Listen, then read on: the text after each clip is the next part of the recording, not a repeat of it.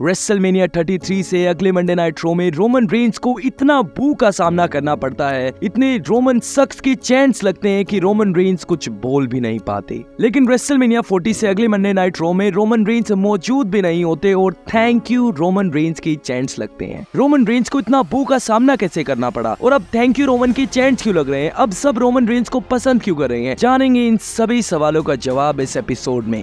और इस एपिसोड का नाम है रोमन बना एक हेटेड हीरो से बिलव्ड विलन।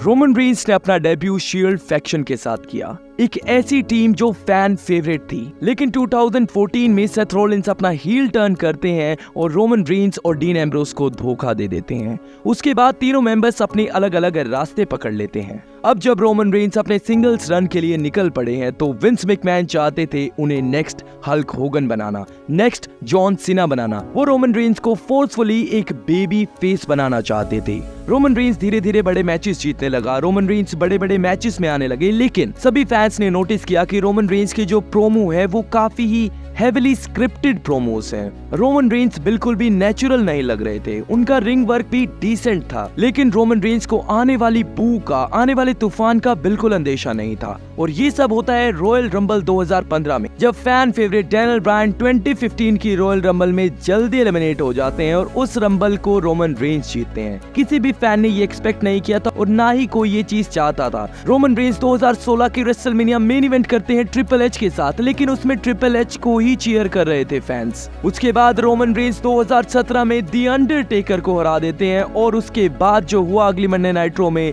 वो तो सबको पता है। रोमन रेंस को इतनी ज्यादा बू का सामना करना पड़ता है कि रोमन रेंस कुछ बोल ही नहीं पाते।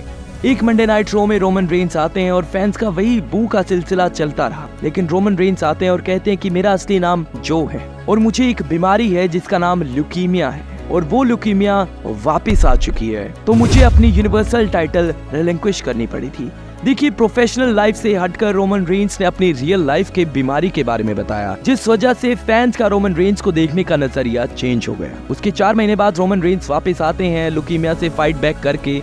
अब फैंस उन्हें बू भी नहीं कर पा रहे थे, लेकिन वो रोमन रेंस को एज अ बेबी फेस नहीं देखना चाहते थे। रोमन रेंस 2020 अगस्त में समर स्लैम में रिटर्न करते हैं और लेकर आते हैं अपना नया कैरेक्टर ट्राइबल चीफ का।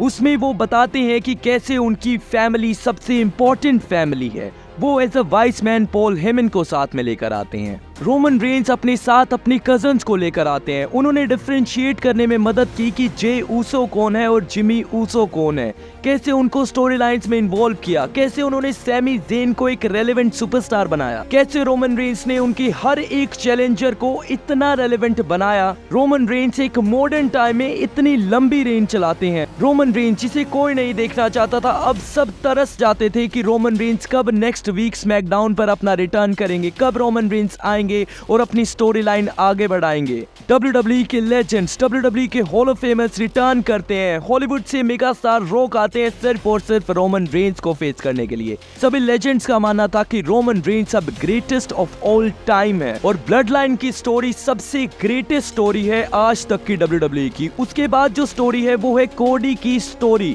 जो कि फिनिश हुई रेसलमेनिया 40 में। ये स्टोरी भी इतनी इंटरेस्टिंग रोमन रेंस की टाइटल रेन की वजह से बनी। सिर्फ यही वजह है कि रोमन रेंस आज सबके फेवरेट बन चुके हैं। और सबसे बड़ी बात, रोमन रेंस अभी तक ल्यूकीमिया से सफर कर रहे हैं। रोमन रेंस ने कहा कि उनकी कीमोथेरेपी अभी भी चलती है और जब तक उनकी लाइफ है, जब तक ल्यूकीमिया उनके साथ है। इसके बावजूद भी, अपनी हेल्थ इश्यूज के बावजूद भी रोमन रेंस ने प्रोफेशनल रेसलिंग इंडस्ट्री को चेंज करके रख दिया। और अब देखने में बड़ा ही मजा आएगा कि अब जब रोमन रेंस 4 साल के बाद चैंपियन नहीं रहे, तो अब रोमन रेंस की स्टोरीज किस डायरेक्शन में जाएगी। लेकिन उसके लिए आप लोगों को बिल्कुल टेंशन नहीं लेनी, क्योंकि मैं सारी स्टोरीज कवर करता रहता हूँ। और आज का आपको एपिसोड कैसा लगा ये कमेंट सेक्शन में जरूर बताना। और क्या आप रोमन रेंस को एक्नॉलेज करते हो ये भी बताना। और ऐसे और एपिसोड्स के लिए चैनल को सब्सक्राइब करना।